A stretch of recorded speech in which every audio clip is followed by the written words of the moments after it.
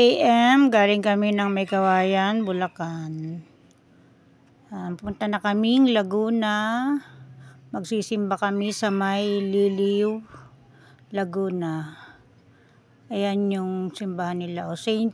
John the Baptist. Ang ganda niya. Simba kami dito. Ganda ng ano nila. Ganda, no? Antique na antique, heritage. Para kaming nasa Bicol. Oo. Ayan na, nagbabaan na yung mga kasama ko. Siyempre, ako unang bababa. Ako nasa may pinto. Dito kami, simba kami sa... Ano pangalan ng simbahan na to? San Roque, nakita na. Ang galing, ganda. Ganda ng simbahan niya.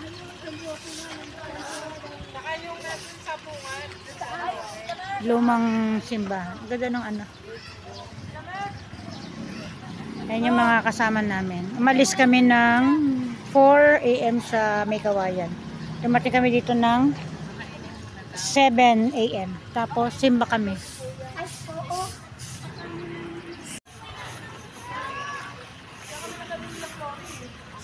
Ganda oh. Guys na. Ay, ito yung pambahay ko. Dali, itang ano. Dali na. Ay, kunan mo naman kami. Ay, Naka-camera.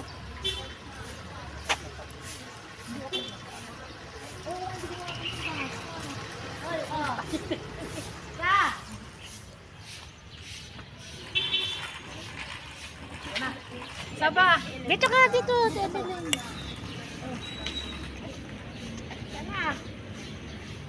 Wala eh. Kami. Ayan na. Pagdating namin dyan, nag-umpisa na yung, natapos na yung misa ng, 6 to 7. Ngayon, palibasa 7 na, ang sunod na misa daw, 8. Kaya ang ginawa namin, nag-ikot-ikot muna kami dyan, tapos, picture-picture, ikot namin yung buong simbahan, kasi 1 hour pa kami mag-aantay. Sakto naman yung pagdating namin, tapos na yung misa.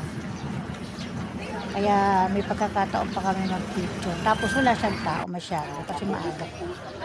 Pasok tayo sa loob. Tapos sa may bandang kanan yan, andyan yung San Roque. Meron silang puon ni San Roque din sa gilid. Parang maliit na kwarto na may nakalaan para kay San Roque. Yan ang ganda ng loob na. First time ko mapasok ng simbahan na to. Ayan yung loob niya. May sariling parang museum si San Roque dyan sa loob. San Roque talaga ayaw magpa-picture pag may kasamang tao. Yan, pasok na kami sa loob.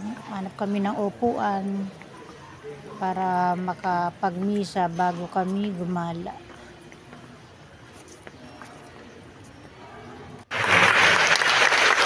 Hindi ko na kinuha yung buong misa. Yung patapos na lang kasi para ko ng hangin. Kinuna ko na lang yung nag-benediction para alam mo, tapos namin yung misa. Yung pare na yun, habang nag-benediction, tinitignan kami kasi nasa pangalawang upuan kami. Tapos ang naka-uniform kami na San Roque, pare-pareho yung kulay ng damit namin.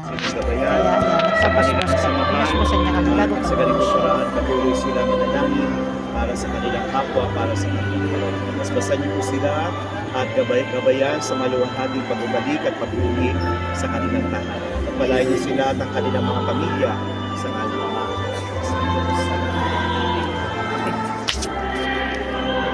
Kapit po tayo pa. Kaya pala kakaiba.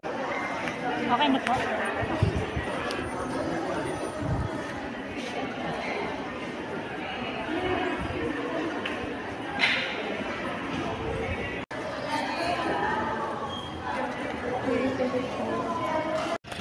Uwi na kami. Galing kami dito sa St. Baptist. San Juan. St. Baptist. San Juan de Baptist. Oh, San Juan de Baptist. Yun na yun. Galing kami dito.